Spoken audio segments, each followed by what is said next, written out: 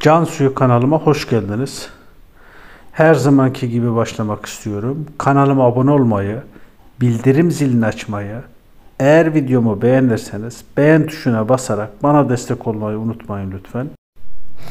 Bugün sizlere hem insan sağlığı için çok faydalı hem de bitkilerimiz için ve özellikle orkidelerimiz için çok faydalı olan zencefille bir kür hazırlayacağız. Bundan bahsetmek istiyorum. Bunu nasıl hazırlandığını, nasıl uygulandığını göstermek istiyorum.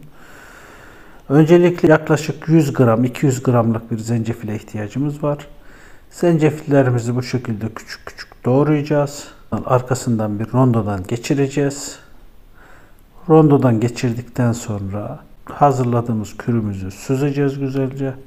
Bu hazırladığımız kürümüzü orkidelerimize uygulayacağız.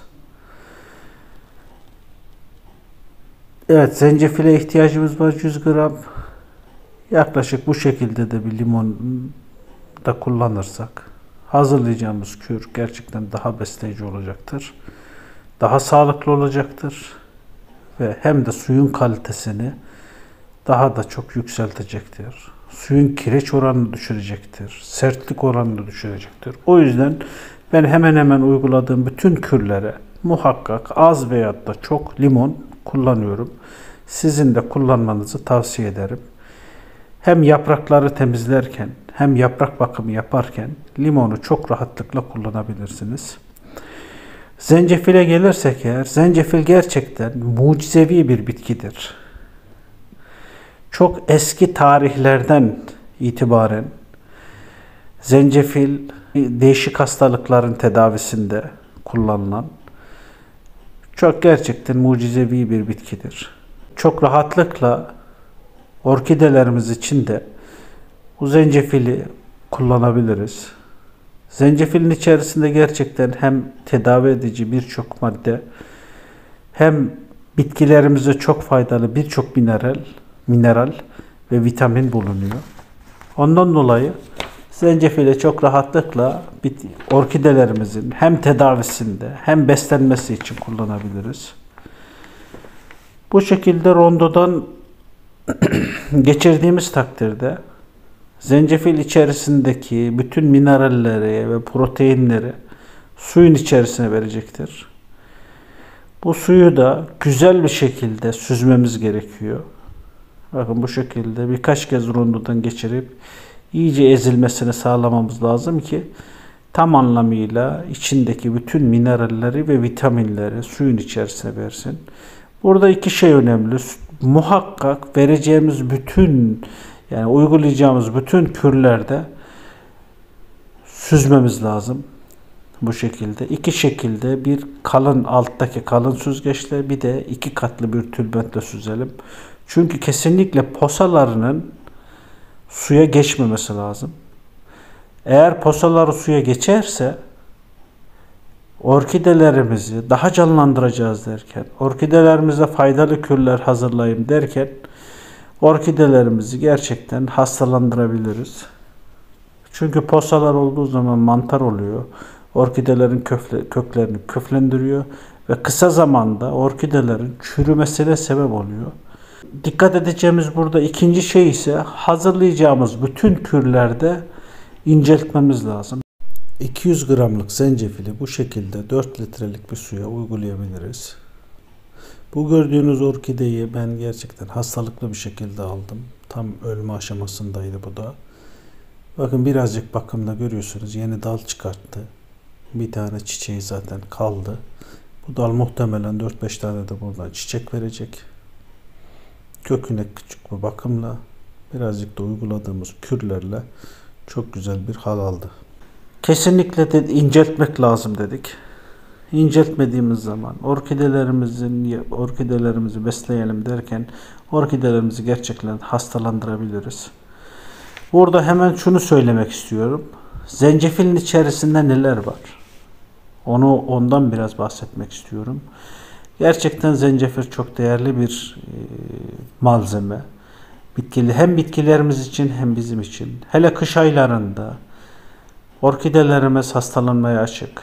Kış aylarına doğru orkideler çiçek açıyor. Yeni yapraklar çıkartıyor, yeni kökler çıkartıyor.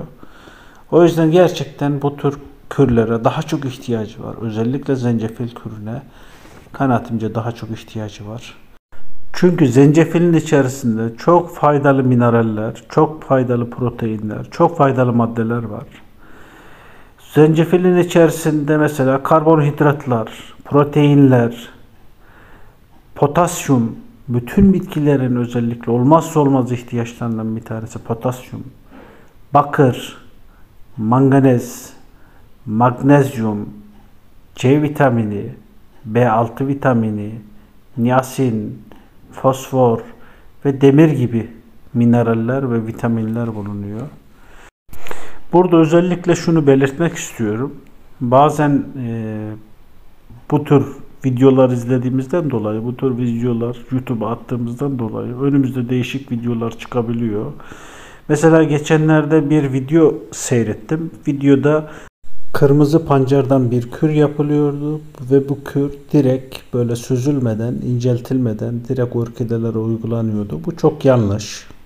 Şimdi bunu ben tecrübelerimle ilk orkide bakımına ilk başladığım zamanlarda bu şekilde yapmayı denedim ve yaptığım zaman bu şekilde, yani orkidelere uygulamış olduğum kürleri direkt orkidelere inceltmeden orkidelere uyguladığımdan dolayı gerçekten orkidelerime, o direkt uyguladığım orkidelerim kökleri mantarlaştı ve kısa bir süre sonra da orkidelerim tamamıyla ölmüştü. O yüzden benim size tavsiyem, orkidelerinize bu tür kürler uygularken muhakkak inceltmeniz ve muhakkak orkidelerinize uygulayacağınız kürü çok ciddi manada süzerek posalarından, küçük küçük o artıklarından, parçalarından kurtularak, parçalarından ayıklayarak çok güzel bir şekilde uygulayabilirsiniz ve çok verim alacağınızı da düşünüyorum.